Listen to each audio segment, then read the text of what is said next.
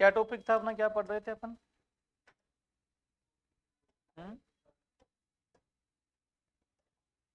Coding decoding का type number 3 हो गया। तो आप दोनों नया है।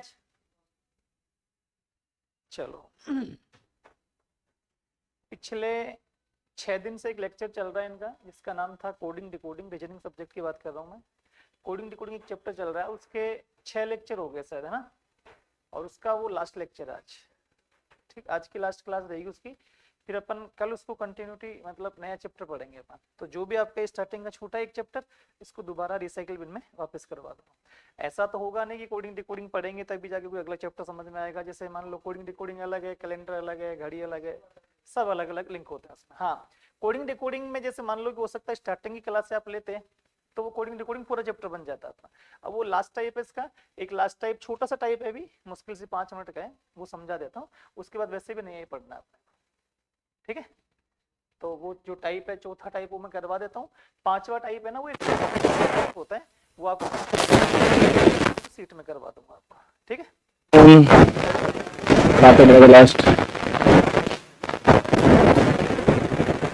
लास्ट टॉपिक बताओ।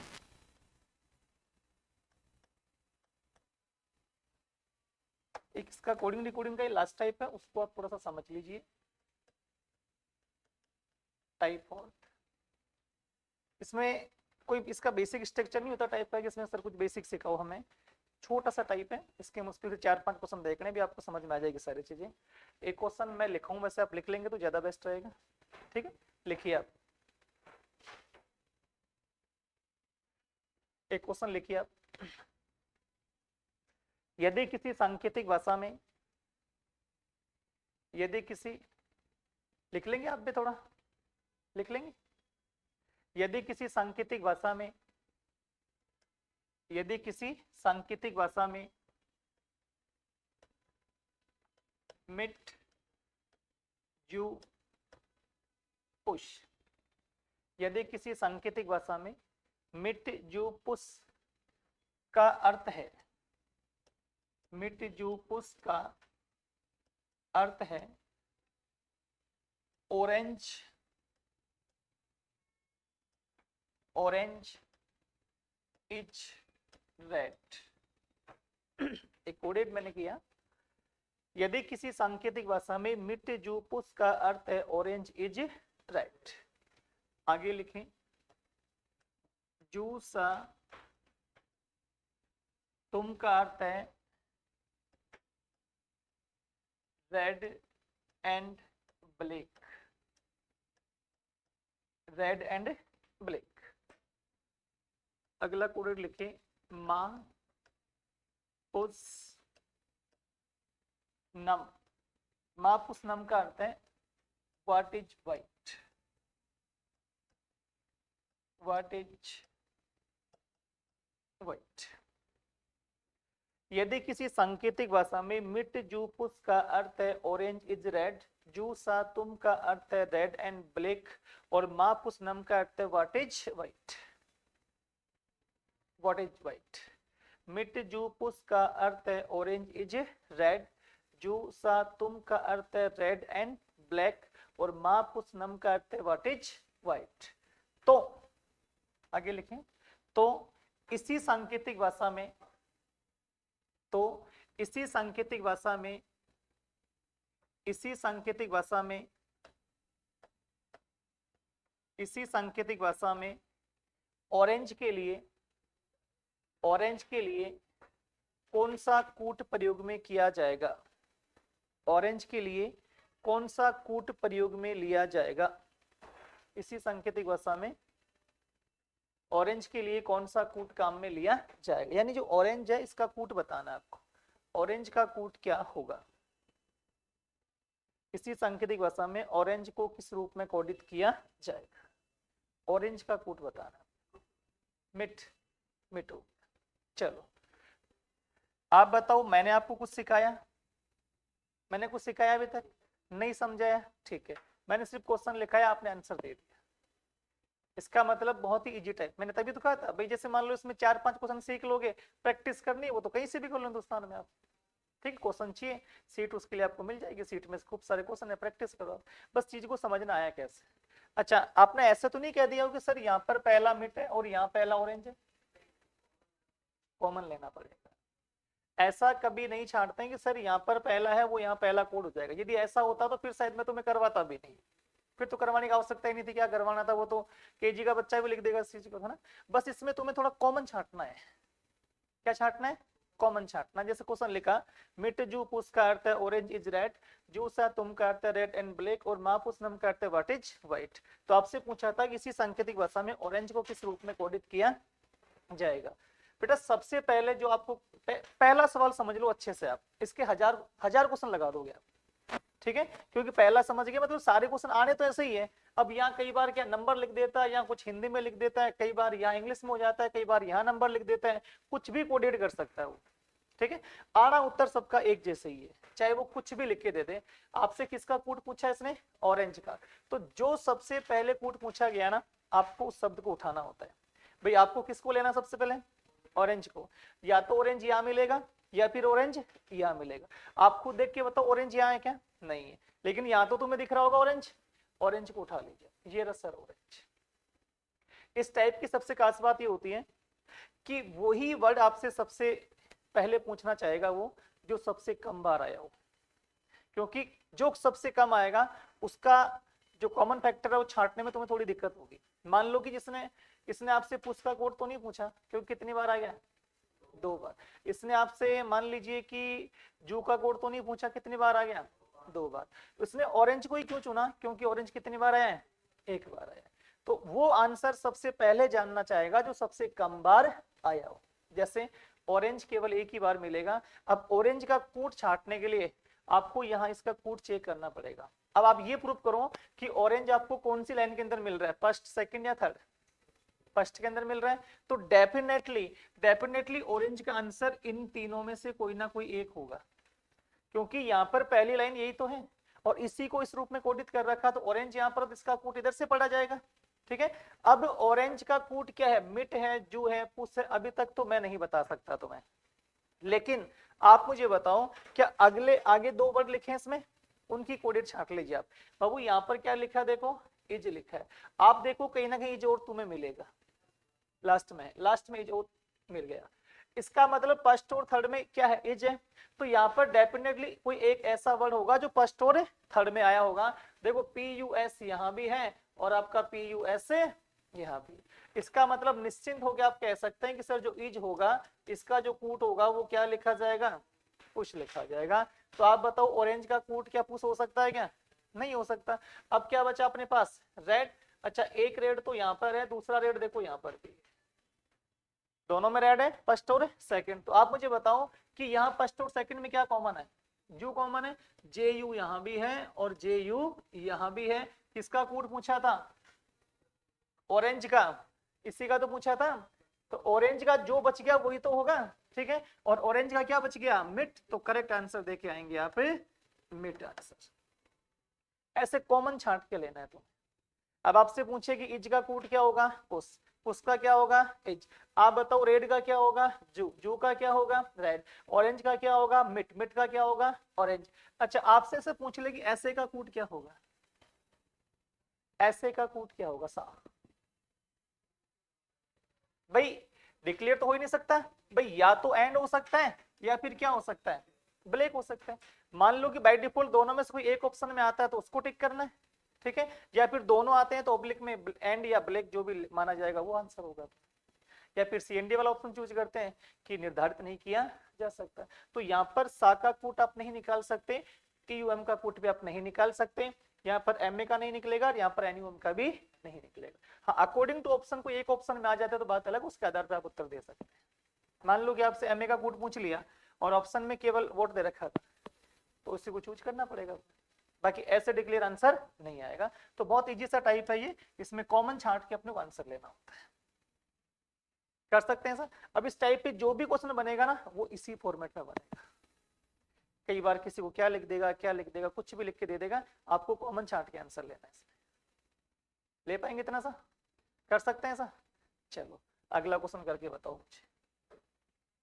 यदि किसी सांकेतिक भाषा में 253 का अर्थ है, यदि किसी सांकेतिक भाषा में 253 का अर्थ है बुक्स आर ओल्ड। 253 का अर्थ है बुक्स आर ओल्ड। 546 का अर्थ है मैन इज ओल्ड। 378 का अर्थ है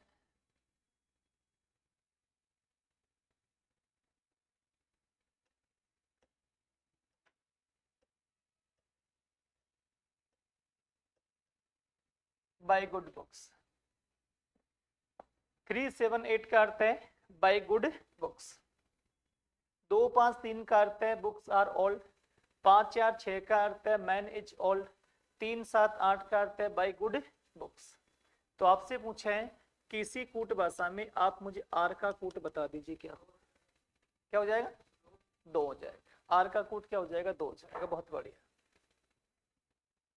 253 का अर्थ है बुक्स आर ओल्ड। 546 का अर्थ है मैन इज ओल्ड। 378 का अर्थ है बाय गुड बुक्स। तो आपसे पूछा आर को किस अंक से कोडित किया जाएगा? आर को किस अंक से कोडित किया जाएगा आपसे पूछ रहा है। निकाल सकते हो ना? आ गया? चलो, सबसे पहला काम क्या होता है अपना? सबसे पहला काम होता है कि जिस वर्ड या नंबर का आपसे कोड पूछा गया उसको ढूंढने का होता है। किसका कोड पूछा आपसे? आर का। तो बेटा आर यहाँ तो नहीं मिलेगा आपको, आर यहाँ मिलेगा। तो आर को ढूंढ लीजिए। अब देखो ये रहा, मेरे सेकंड पोजीशन पे आ रहा है। अच्छा, कहीं और आ रहा है क्या? देख के बताओ। नहीं है। जब कहीं और आ रही है तो ये तो कंफर्मेशन हुआ कि सर आर पहली लाइन में, तो आर का कोड या तो 2 होगा या 5 होगा या 3 होगा। भाई इन 3 नंबर में से आ सकता है। इसके लिए आपको पहले बुक्स को हटाओ। यहाँ पर बुक्स है और देखो कहीं ना कहीं बुक्स होगा। मिल गया थर्ड में, फर्स्ट में और थर्ड में बुक्स है। तो आप बताओ कि फर्स्ट और थर्ड में कोई एक नंबर कॉमन होगा? 3। इसका मतलब बुक्स का कोड तो क्या हो जाएगा? 3 हो जाएगा। अच्छा आगे देखो बाबू, आप मुझे इतना सा बताओ कि यहाँ पर क्या लिखा है? ओल्ड लिखा है। और यहाँ भी क्या लिखा है? ओल्ड लिखा है। तो यार फर्स्ट और सेकंड में कोई ना कोई नंबर कॉमन होगा। देखो 5 यहाँ भी लिखा है और 5 यहाँ भी लिखा है। सामने खाली क्या था? आर। सामने खाली क्या बच गया बताओ? 2। तो आर को 2 के रूप में कोडित किया जाएगा। कॉमन छांट के आंसर लेना। इसके सीट में मैंने बहुत सारे क्वेश्चन दिए, कम से कम 15-16 क्वेश्चन है, उनको लगा हुआ। मतलब जैसे अपने 3-3 कोडिंग लिख रहा हूँ, हो सकता है सीट में 5 कोडिंग भी आ जाए। ठीक है, छाटना उसमें कॉमन ही है। तुम्हें जितना बड़ा होगा क्वेश्चन उतना तुम्हें छाटने में दिक्कत आएगी, क्योंकि हो सकता है वो वर्ड आपको 2-3 बार मिलता रहे। ठीक है, फिर आप मान लो कि यहाँ आपने 3-3 लिखे, तो हो सकता है वो ऐसे 5 कोडिंग लिख दें, उसकी 5 कोडिंग कर दे, फिर आप वहाँ थोड़ी परेशानी हो जाएगा। बाकी तरीका वही है कि छाटना ही तुम्हें ही पड़ेगा। इसमें कोई सीधा शॉर्ट ट्रिक नहीं है कि सर सीधा हमें सिखा दो उत्तर आ जाएगा, नहीं आएगा भाई। आपको कोड को छाटना ही छाटना पड़ेगा। क्लियर है? कर सकते हैं ऐसा? कर लोगे? चलो, आर का कोड क्या हो जाएगा? 2। अच्छा आपसे पूछ ले कि यार 4 को किस रूप में कोडित कर सकते हैं, बता सकते हो? नहीं ना भाई, या तो मैन होगा या ईज होगा। ठीक है, अच्छा 6 का मैन या ईज होगा। अच्छा 7-8 का बाई गुड में से कोई भी फूट हो सकता है। ठीक है, यहाँ आंसर क्लियर नहीं हो सकता। आर का पूछा था, आर का उत्तर अपन 2 निकाल सकते हैं। चलो अगला करके बताओ। देखिए, यदि किसी कूट भाषा में गो होम को लिखा जाता है ताना, गो होम को ताना लिखा जाता है,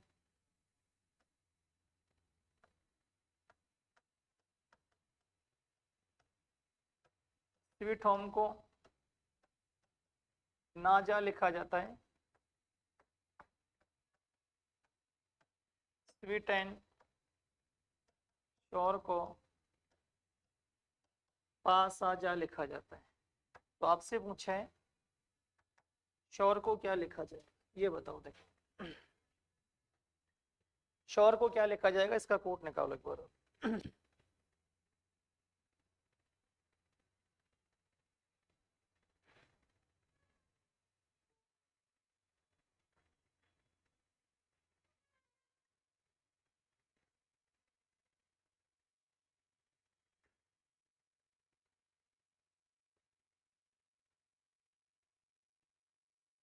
हो गया क्या? क्या उत्तर बताओगे, बताओ। इसका क्या आंसर दोगे आप? सा। सा। हाँ देख लो, आराम से देख लो, क्वेश्चन आपके सामने लिखा है मैंने।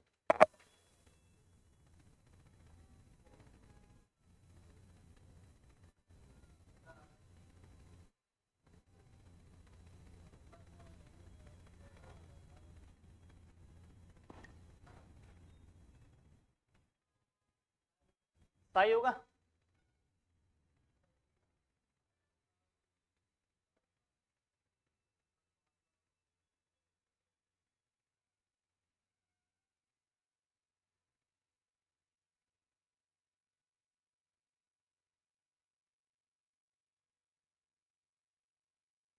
हुआ भाई?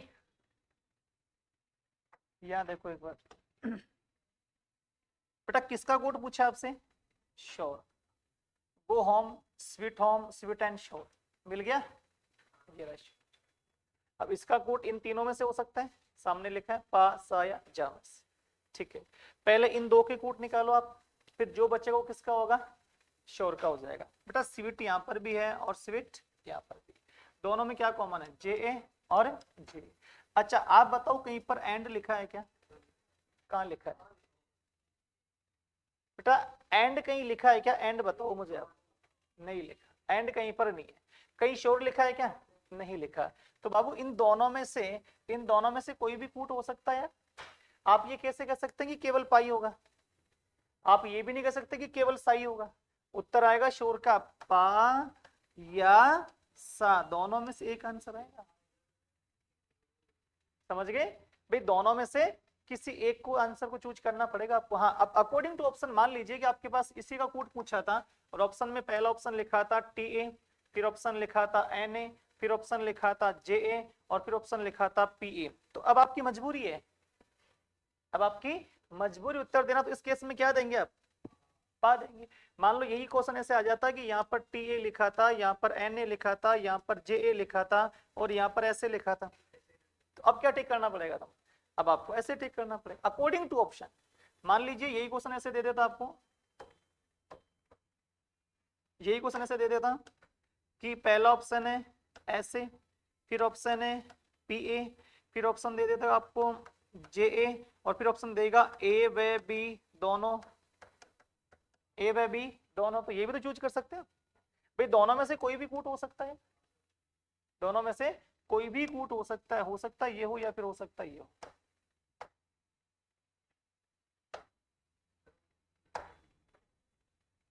कहाँ है?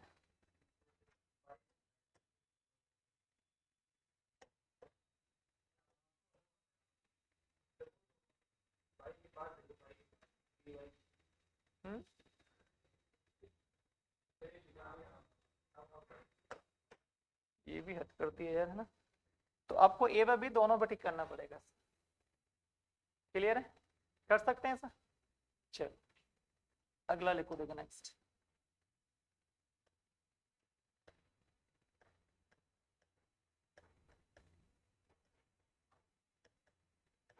एक तीन चार का अर्थ है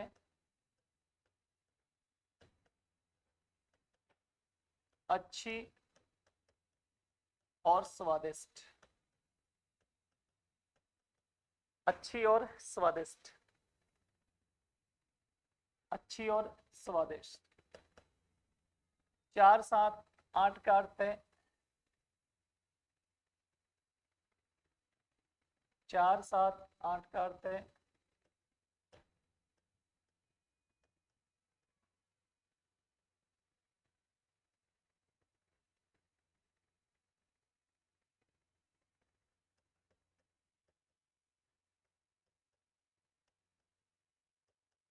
अच्छी तस्वीरें देखें, अच्छी तस्वीरें देखें। सात दोनों का अर्थ है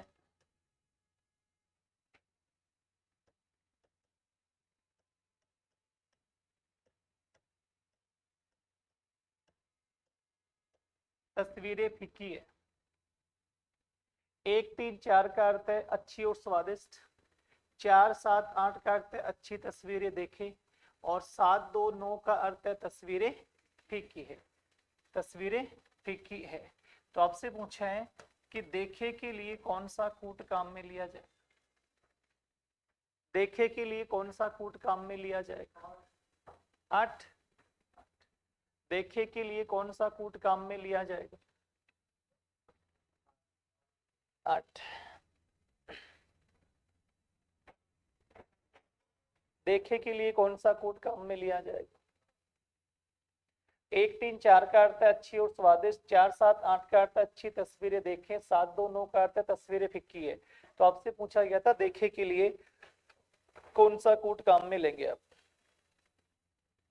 देखे के लिए बताना आपको। हो गया? क्या आंसर आया?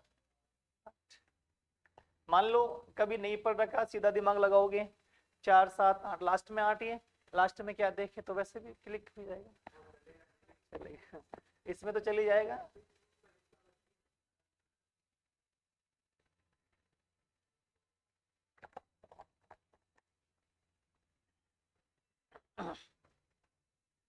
तरीका वही आना चाहिए कॉमन छांटने का। किसका कूट पूछ रहा है आपसे? देखेगा। तो अच्छी को, अच्छी से अच्छी को हटा दो ना, 4 से 4 कैंसिल, तस्वीरें तस्वीरें तो 7 से 7 कैंसिल, बचा कितना? 8। सामने कितना बचा? देखिए, देखेगा कूट 8 हो जाएगा। कोडिंग छांटनी है बस, कर सकते हो ऐसा। अब ऐसे कितने सवाल आ जाए, आने तो ऐसे ही घूम फिर। अच्छा, जो दिए थे, दे रखे थे। चलो ये देखो चौथा टाइप चल रहा है और मैं इनको 3 टाइप पढ़ा चुका हूँ।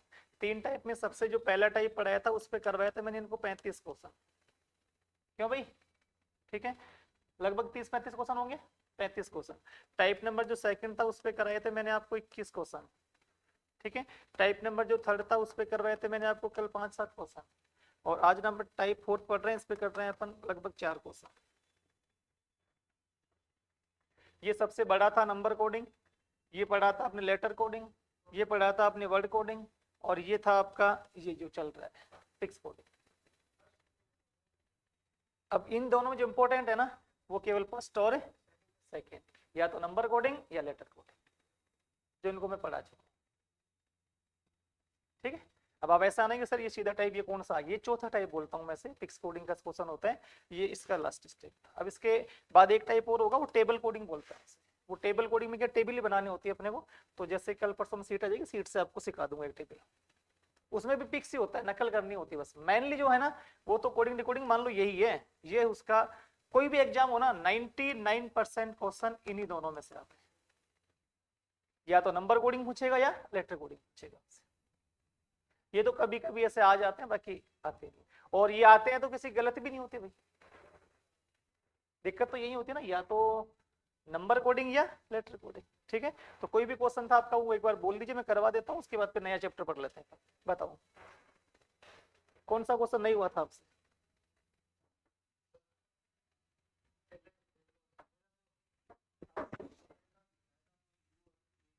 हाँ, उसमें +2 +4 +6 +8 है, सही है जी। एल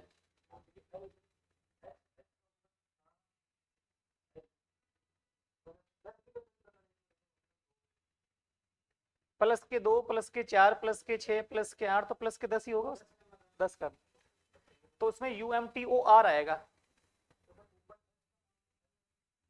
कहाँ दे रखा है? नहीं नहीं नहीं नहीं नहीं, आप समझे, यहाँ देखो, यहाँ देखो, यहाँ देखो, एक क्वेश्चन था कि SHER को लिखा जाता है ULKZ। तो आपसे पूछा था कि SINGH को क्या लिखा जाएगा, यही था। अब इसमें ऐसा नहीं है कि H का कोड सर H में 4 जोड़ा तो यहाँ भी 4 जोड़ेंगे, यहाँ ऐसा नहीं करें। ठीक है, यहाँ नहीं करेंगे, यहाँ सीक्वेंस बनाना है बेटा। ये +2 हो रहा है, ये +4 हो रहा है, ये +6 हो रहा है, और ये +8 हो रहा है। तो आपको यहाँ +2 करना था, +4 करना था, +6 करना था, +8 करना था, और +10। ये सीक्वेंस बढ़ेगा आपका। 8 और 10 18, 18 पे कौन आता? R। तो UMTOR आएगा आपका आंसर। ठीक है, L नहीं आएगा उसमें। बोलो RDPNS का SBSJX तो NAMPT का पूछा था है ना, प्लस माइनस हो जाएगा, सही है, प्लस माइनस प्लस, लेकिन सीक्वेंस बढ़ेगा इसमें, ठीक है। देखो यदि किसी कूट भाषा में RDPNS को लिखा जाता है SBSJX, तो आपसे पूछा था NAMPT को क्या लिखा जाएगा, यहाँ देख लो एक बार। R से S बनाओगे तो बाबू प्लस में 1 होना है, लेकिन D से B बनाओगे तो माइनस में 2 हो रहा है। अच्छा, P से S जाओगे तो प्लस में 3 हो रहा है, और N से G आओगे तो माइनस में 4 हो रहा है, और S से X जाओगे तो प्लस में 5 हो रहा है। यानी 1 plus 1 minus 1 plus 1 minus 1 plus, लेकिन नंबर बढ़ रहा है आपका, इंक्रीज हो रहा है। जैसे प्लस 1 था तो माइनस 2 होगा, माइनस 2 है तो प्लस 3 होगा, प्लस 3 है तो माइनस 4 होगा, तो आगे प्लस का 5 हो जाएगा। ठीक, इसी प्रकार यहाँ कर दीजिए क्या। हाँ वो भी हो सकते हैं, वो भी कर सकते हैं। अगला बताओ, लंचिंग का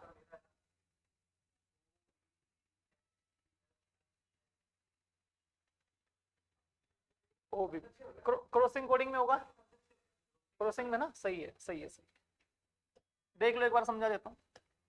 SATELLITE सैटेलाइट, इसका कोड दे रखा था आपको FUBTLDSHK, लंचिंग का पूछा था।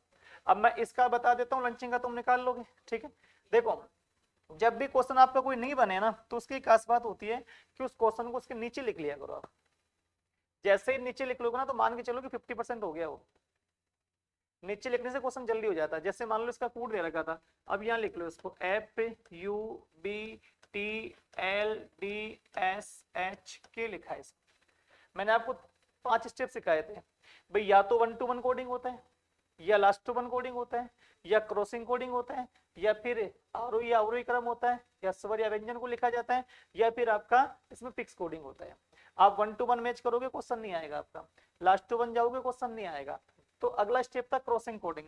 क्रॉसिंग के लिए आपको लेटर की काउंटिंग करनी पड़ती है, 1 2 3 4 5 6 7 8 9, 9 लेटर है।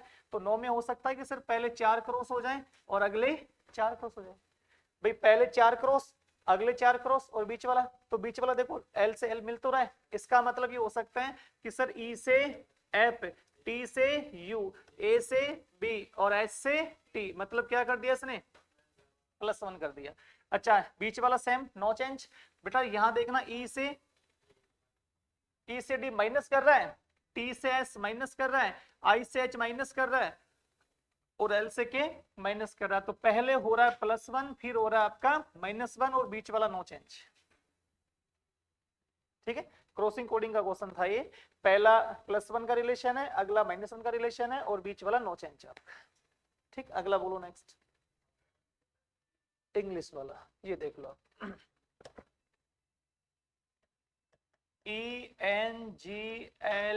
ENGLISH, इंग्लिश को लिखा जाता था UNWOTIS।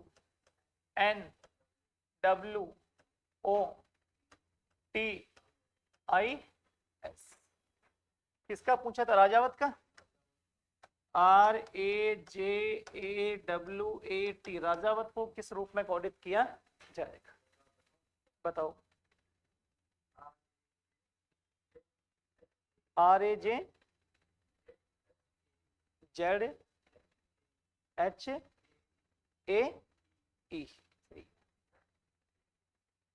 देखो कैसे होगा ये क्वेश्चन है ना, ये डबल स्टेप का क्वेश्चन है बेटा, ये सिंगल स्टेप में नहीं होगा, आपको डबल स्टेप लगाने पड़ेंगे।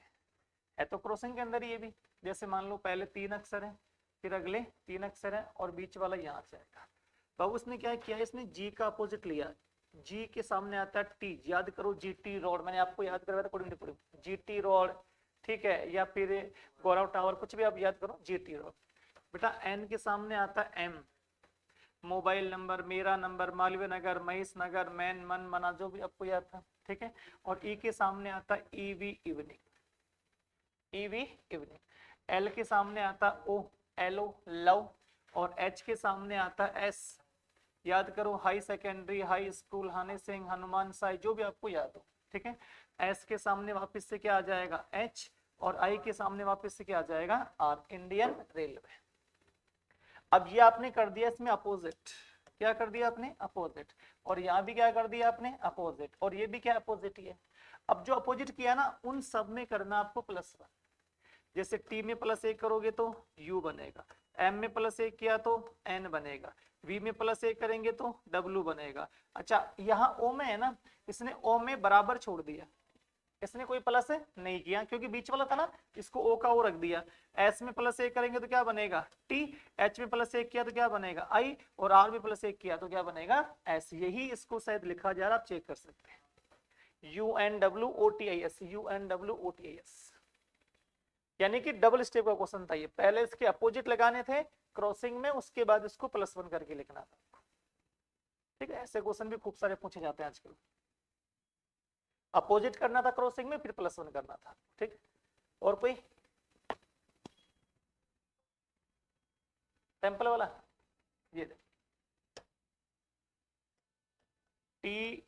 TEMPLE, टेम्पल को लिखा जा रहा था WDPSOD। आपसे पूछा था मार्कर को क्या लिखा जाएगा,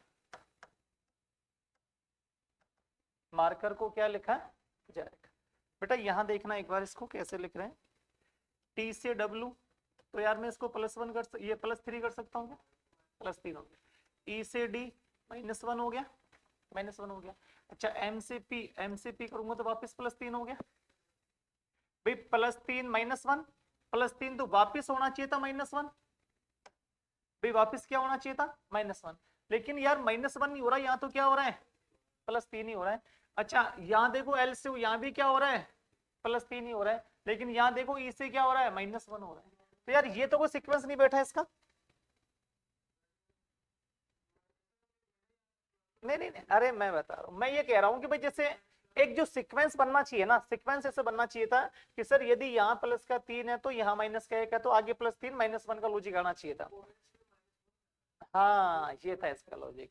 अपने जितने भी कॉन्सोनेंट है ना उन सब में तो कर रहा है वो +3, और जितने भी आपके वोवल्स है वहां कर रहा है आपके -1 कर रहा है। तो इसने ई में से -1 किया तो ई आपका वोवल्स है, ठीक है, ई में से -1 किया तो ई वोवल्स है, बाकी सारे क्या कॉन्सोनेंट, तो वहां क्या +3 करता है।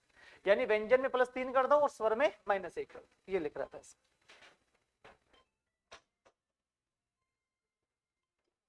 अगला लिखो नेक्स्ट। हाँ कर लियो ना।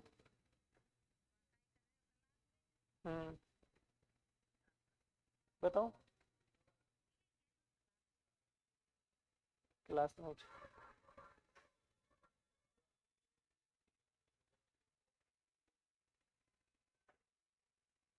इसका निकाल लोगे मार्कर का, सर का याद है, सर को लिखा जाता है PSPIPR।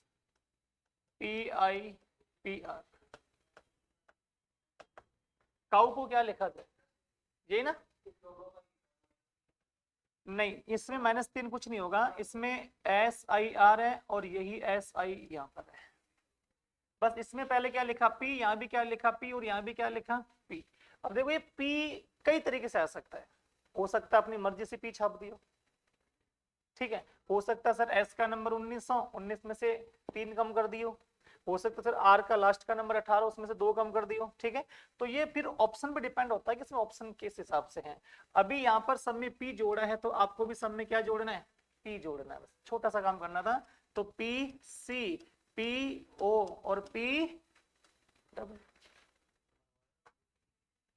कुछ नहीं करना, एक एक लेटर आपको पहले जोड़ना था लेटर, ठीक है।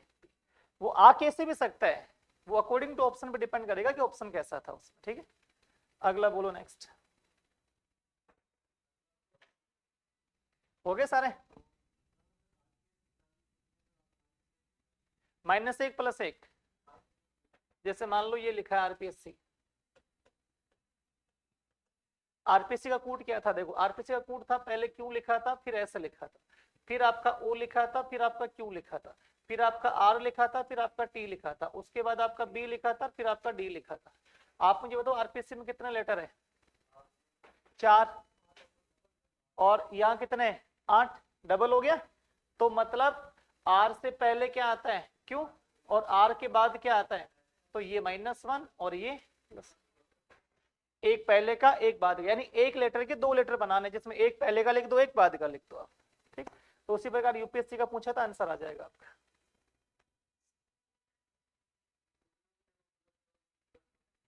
BC नहीं, ऐसे नहीं होगा, ऐसे नहीं होगा।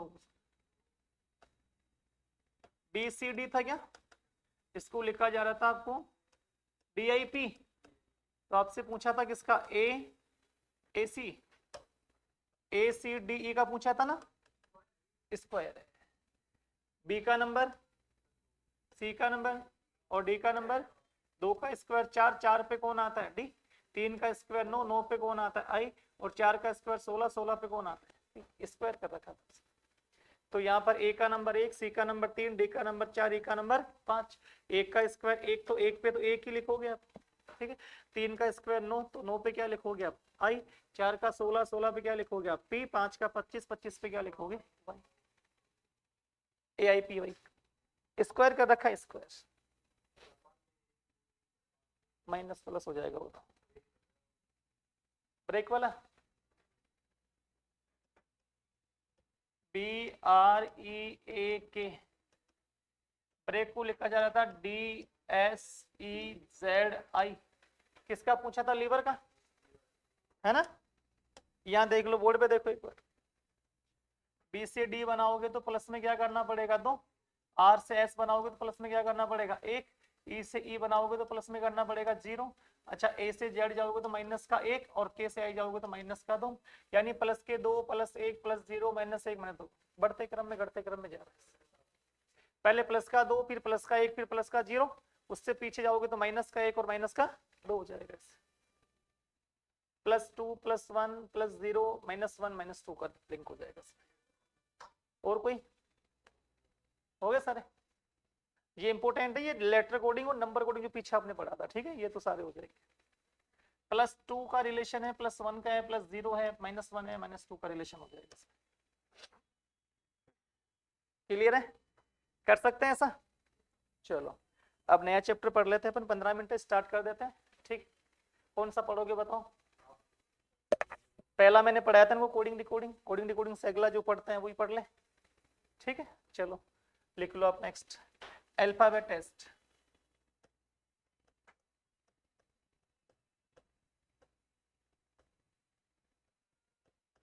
अल्फाबेट टेस्ट, इसे बोलते हैं अपन वर्णमाला परीक्षण।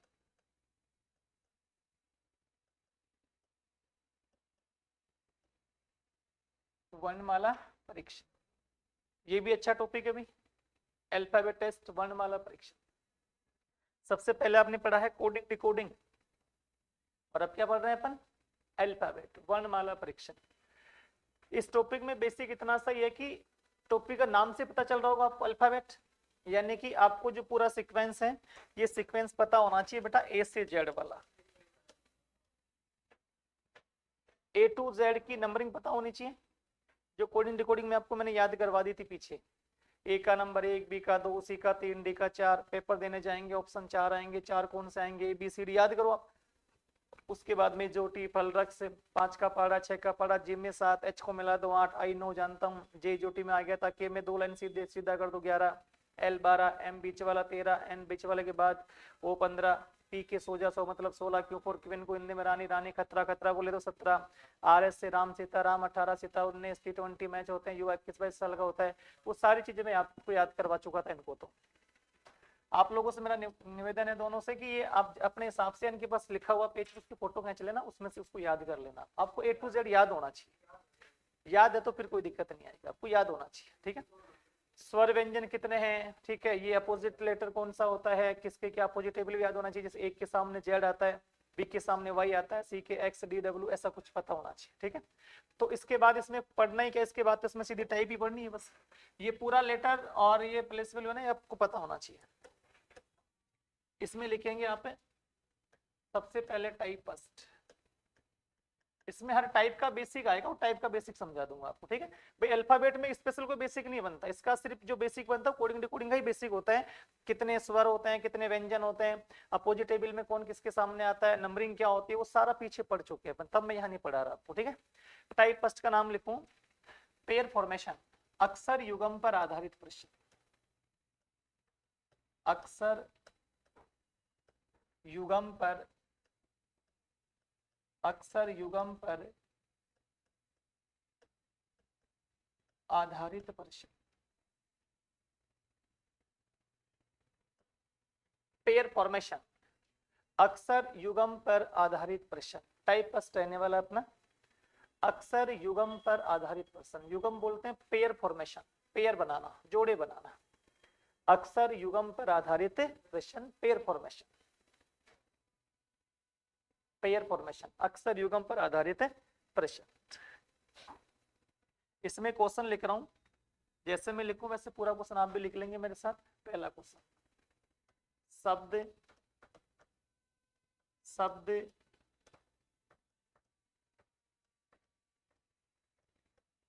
शब्द जयपुर, शब्द जयपुर में, शब्द जयपुर में, शब्द जयपुर में ऐसे कितने, शब्द जयपुर में ऐसे कितने अक्षर युगम हैं, शब्द जयपुर में ऐसे कितने अक्षर युगम हैं, शब्द जयपुर में ऐसे कितने अक्षर युगम हैं जो उनसे उतने ही दूर है, जो उनसे, जो उनसे उतने ही दूर है, जो उनसे उतने ही दूर है, उतने ही दूर है जितने की वह, जितने की वह, जितने की वह अंग्रेजी वर्णमाला, अंग्रेजी वर्णमाला में होते हैं, जितने की वह अंग्रेजी वर्णमाला में होते हैं, ठीक है। शब्द जयपुर में ऐसे कितने अक्षर युगम है जो उनसे उतने ही दूर है जितने की वह अंग्रेजी वर्णमाला में होते हैं। बेटा इसी क्वेश्चन को एक लैंग्वेज में और लिख लेना आप, शब्द, शब्द,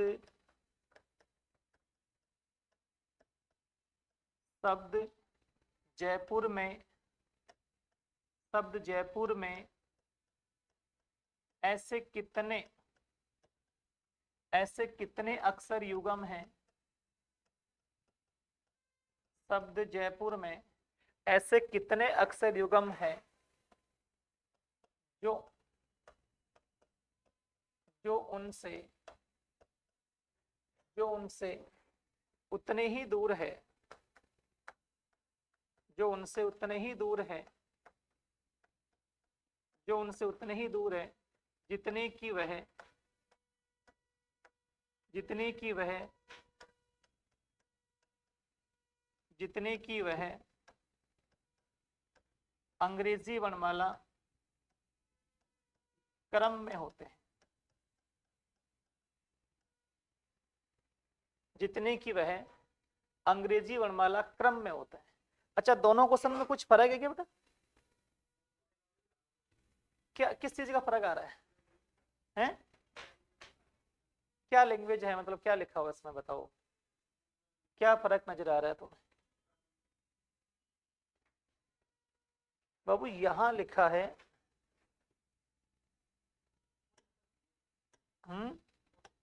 कोई फर्क नहीं आ रहा, चलो यहाँ देखो, यहाँ लिखा है अंग्रेजी वर्णमाला और यहाँ लिखा अंग्रेजी वर्णमाला,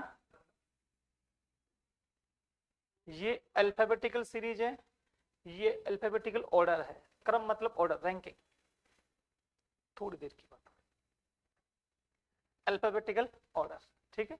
अच्छा अंग्रेजी वर्णमाला में और अंग्रेजी वर्णमाला क्रम में, ये अल्फाबेटिकल सीरीज है, ये अल्फाबेटिकल ऑर्डर है, ठीक है।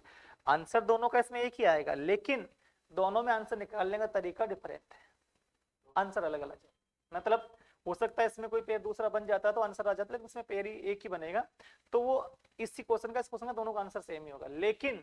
लेकिन कई क्वेश्चन ऐसे आएंगे जहां आंसर डिफरेंट हो जाएगा दोनों क्वेश्चन का। फर्क इतना सा है कि यहाँ लिखा अंग्रेजी वर्णमाला और यहाँ लिखा अंग्रेजी वर्णमाला क्रम। बेटा जब भी अंग्रेजी वर्णमाला हो ना तो ध्यान रखना काउंटिंग दोनों साइड से करनी है, लेफ्ट से और राइट से, आगे पीछे से। लेकिन जब लिखा हो अंग्रेजी वर्णमाला क्रम में तो काउंटिंग केवल एक साइड से करनी है, तो लेफ्ट हैंड से। जैसे मान लीजिए कि अपने पास एक शब्द लिखा था जयपुर, JAIPUR। अब इसके अपने को पेयर बनाने हैं, क्योंकि टाइपिस्ट पढ़ रहे हैं अक्सर युगम पर आधारित प्रश्न, पेयर फॉर्मेशन, आपको पेयर बनाना है। इसके लिए काउंटिंग आपको दोनों साइड से करनी पड़ेगी। एक तो काउंटिंग करेंगे आप लेफ्ट हैंड से और एक काउंटिंग करेंगे आप राइट हैंड से। काउंट करने के दो तरीके हैं, आप चाहो तो नंबर लिख सकते हो, इनके नंबर से कर लो, लेकिन टॉपिक का नाम क्या देखो, वर्णमाला, अल्फाबेट, तो मैं नंबर यहाँ नहीं पढ़ाऊंगा। नंबर आते हैं, अपने एक टॉपिक आता है सीरीज टेस्ट, श्रृंखला परीक्षा, उसमें आपको नंबर काउंटिंग करवा दूंगा। यहाँ टॉपिक का नाम है उस हिसाब से चलेंगे, अपन अल्फाबेट से ही काउंट करना सीखेंगे। आपको अल्फाबेट के बाद वाला अल्फाबेट बोलते जाना है, जो लेटर जहां मैच कर जाएगा वो अपना आंसर हो जाएगा। जैसे आप किससे स्टार्ट करोगे, जे से, तो बेटा जे के बाद क्या आता है, के एल एम बोलते चलो, जो लेटर जहां आ जाएगा वो अपना आंसर हो जाएगा। JKLMNO, कोई पेयर है क्या, नहीं है।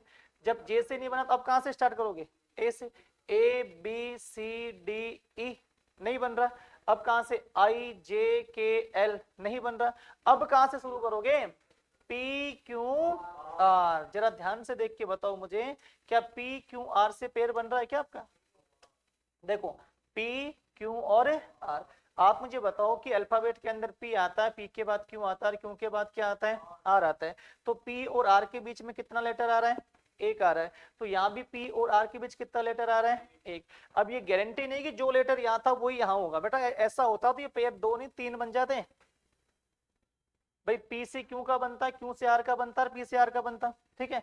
अब इस केस में कोई भी जितने लेटर बीच में आने चाहिए उतने ही बीच में होने चाहिए, वो पेयर कहलाता है। तो P से R का एक पेयर बनेगा PQR और PQR, इसका मतलब P से R का एक पेयर बनेगा। अब U से नहीं बनेगा, रिवर्स में आ जाओ, RSTUVW कोई बन रहा है, नहीं, UVWXY नहीं बन रहा, PQRS नहीं बन रहा, IJK नहीं बन रहा, AB नहीं बन रहा। इसका मतलब करेक्ट जो आंसर देके आओगे, क्या देके आओगे, एक देके आएंगे। अब मान लो कि यहाँ भी पेयर एक ही बना है, वो चाहे अल्फाबेटिकल सीरीज हो चाहे आपका अल्फाबेटिकल ऑर्डर हो, दोनों का आंसर सेम ही हो गया। लेकिन जब ये काउंटिंग करते ना आप, ये ही लिखा होता तो आपकी काउंटिंग केवल और केवल एक साइड से होगी। थोड़ा ध्यान रखना, काउंटिंग केवल ऐसा लिखा आ जाए, क्रम वर्ड लिखा आ जाए तो काउंटिंग केवल किस साइड से, एक साइड से, और अंग्रेजी वर्णमाला आ जाए तो काउंटिंग आपकी दोनों साइड से। अब मैं जो भी क्वेश्चन पूछूंगा ना उसमें मैं आपको काउंटिंग दोनों साइड से करने की बोलूंगा, क्योंकि दोनों साइड से गिन लेंगे तो एक साइड वाला तो ऑटोमेटिक उसके अंदर आ जाएगा। भाई जैसे आप दोनों तरफ से गिन रहे हैं तो एक वाला तो बता ही सकते हैं, लेकिन एक तरफ से गिनेंगे तो फिर दोनों वाला नहीं बता सकते। इस वजह से आपको जो भी क्वेश्चन करना है वो आप इस फॉर्मेट में करें, दोनों साइड से काउंटिंग करनी है, ठीक है। अच्छा, और क्या लॉजिक होता है वो देखो, इसके कुछ पॉइंट है वो नोट कर लेना एक बार आप। शब्द की काउंटिंग, शब्द की काउंटिंग दोनों ओर से करनी है, शब्द की काउंटिंग दोनों ओर से करनी है, पहला पॉइंट, शब्द की काउंटिंग दोनों ओर से करनी है। दूसरा पॉइंट है जेड के बाद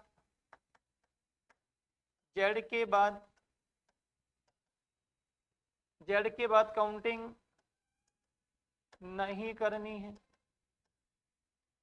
जेड के बाद काउंटिंग नहीं करनी है। कोष्टक में लिख लेना, उच्चारण में जेड हो तो,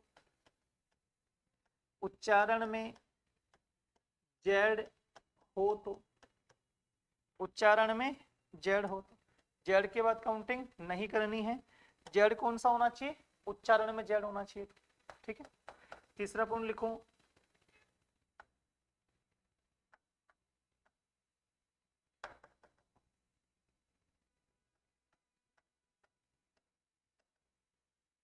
काउंटिंग हमेशा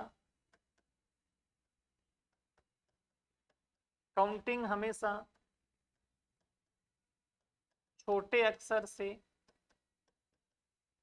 काउंटिंग हमेशा छोटे अक्षर से बड़े अक्षर की ओर ही होती है, छोटे अक्षर से बड़े अक्षर की ओर ही होती है, काउंटिंग हमेशा छोटे अक्षर से बड़े अक्षर की ओर ही होती है। जैसे ए से स्टार्ट करके कहां तक पहुंच सकते हैं आप, जेड से। शब्द की काउंटिंग दोनों ओर से करनी है, बोले तो लेफ्ट प्लस राइट, एक बार बाएं से और एक बार दाएं से। तो जो भी क्वेश्चन पूछूंगा उसमें आपका आंसर यहां से आना चाहिए, आपको काउंटिंग दोनों साइड से करके बतानी है। अब मैं बार बार ऐसा लिखाऊंगा नहीं, तो मैं लिखवा दिया एक बार, अब सीधा शब्द लिख दूंगा इंग्लिश का, गिनना है तुम्हें ही है, ठीक है भाई। इतना बड़ा लिख के क्या करोगे आप, पहला क्वेश्चन मैंने दो फॉर्मेट में जैसा आता है वैसा लिखवा दिया। अब वो क्रम में आ जाए तो काउंटिंग एक साइड से, और वर्णमाला में आ जाए तो काउंटिंग दोनों साइड से। मैंने कहा मैं क्रम का नहीं पूछूंगा, मैं कौन सा पूछूंगा, वर्णमाला वाला, अल्फाबेटिकल सीरीज वाला पूछूंगा। इसमें काउंटिंग आपको दोनों साइड से करनी है, बाएं से और दाएं से। कोई भी एक यूनिक वर्ड दूंगा, उसको लिखना है, उसकी काउंटिंग बतानी है आपको मुझे। क्लियर हुआ? शब्द की काउंटिंग दोनों ओर से करनी है, लेफ्ट प्लस राइट। जेड के बाद काउंटिंग नहीं करनी है, जेड कौन सा उच्चारण में, जेड बोलने पर जेड आ जाए तुम। काउंटिंग हमेशा छोटे अक्षर से बड़े अक्षर की ओर ही होती है, जैसे ए से लेके जेड की काउंटिंग हो जाएगी, जेड से ए रिवर्स नहीं आ सकते आप। क्लियर है? तो फिर अगला क्वेश्चन आप मुझे करके बताओ, एक शब्द लिखो इंग्लिश के अंदर, और इंग्लिश में लिख लो इंग्लिश, ENGLISH में कितने पेयर बनेंगे बताओ जरा, इंग्लिश में कितने पेयर बनेंगे,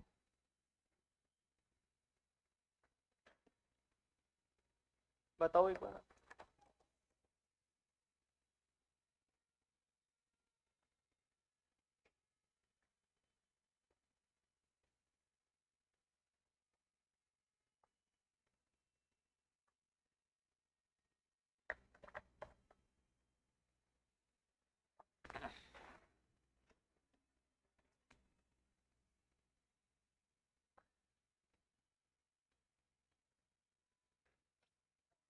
इंग्लिश में कितने पेयर बनेंगे आपको ये बताना है।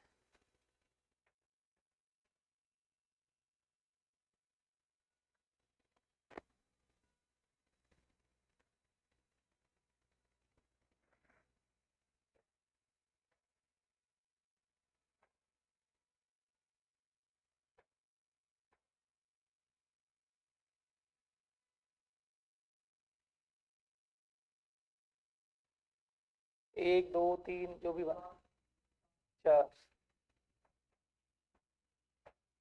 इंग्लिश में पेयर बनाने हैं आपको,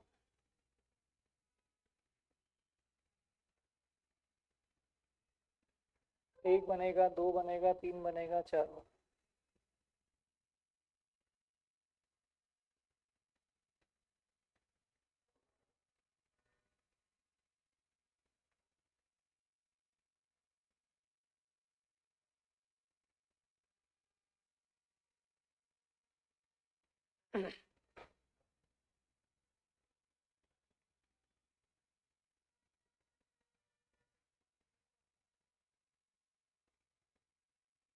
हो गया, चार। कितने अभी आपका,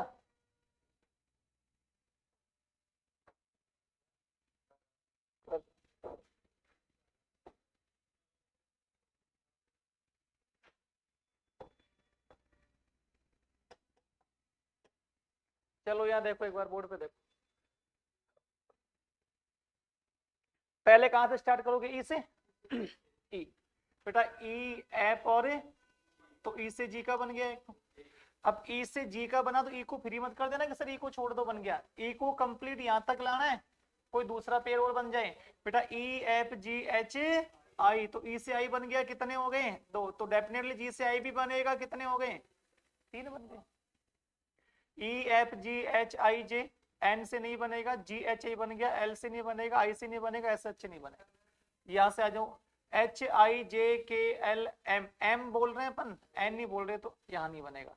S T U V W x नहीं बनेगा, आई जे के एल एम नहीं बनेगा, एल एल एम और एन, कितने पेयर बन गए?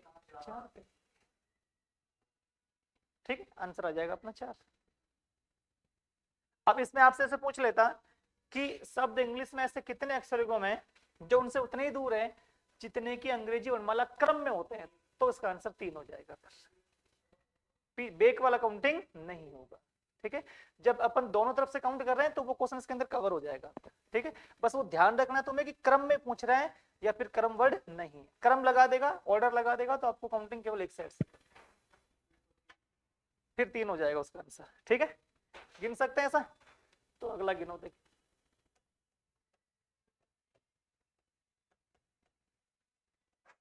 ये आप ही का क्वेश्चन है। स्टूडेंट, शब्द स्टूडेंट में कितने पेयर बनेंगे आपको बताना है। STUDENT, student.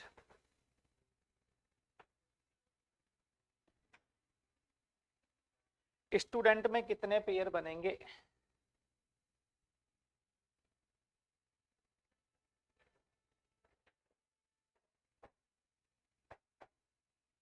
आपका खुद का क्वेश्चन है भाई ये, स्टूडेंट। आप ही नहीं बताएंगे तो कैसे काम चलेगा है?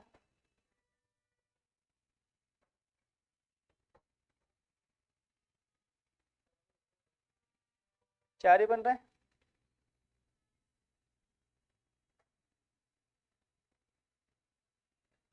शब्द स्टूडेंट 4,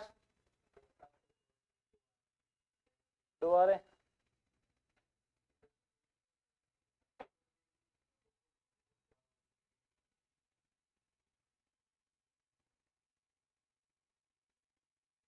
चार बन गए, 4 बन गए। चलो बहुत बढ़िया, बोर्ड पे देख लो एक बार, बोर्ड पे देखना। ST STU, तो 1 2, STU VWXY नहीं बनेगा बेटा, T से U नहीं बनेगा क्या? कितने हो गए? 3। T से फिर U से नहीं बनेगा, फिर D से E नहीं बनेगा क्या? D से E नहीं बनेगा क्या? D से E बनेगा, कितने हो गए? 4। DEFG नहीं बनेगा, E से नहीं बनेगा, N से नहीं बनेगा। रिवर्स में आ जाओ, T से कोई बड़ा है नहीं तो नहीं बनेगा, NOPQRS नहीं बन रहा क्या? N से S गदो, NOPQRS कितने हो गए? तो करेक्ट आंसर क्या देखिए आओगे? 5 आएगा, 4 नहीं। ऐसे मत समझना हम कर लेंगे, ये गलत हो जाते हैं। हाँ, जल्दीबाजी नहीं करनी है, गलत हो जाएंगे आप। 4 नहीं, आंसर क्या आएगा? 5। ठीक है, मैंने 2-3 एग्जाम्पल करवा दिए, इस पे खूब सारे एग्जाम्पल कराऊंगा आपको कल अगले एपिसोड के अंदर। ठीक है, जितना पढ़ा है उतना पढ़ के आना भाई इसको, और एक बार हो सके तो अल्फाबेट को याद करके आना। अल्फाबेट A से लेके Z का नंबर है ना, कोशिश करना उसको।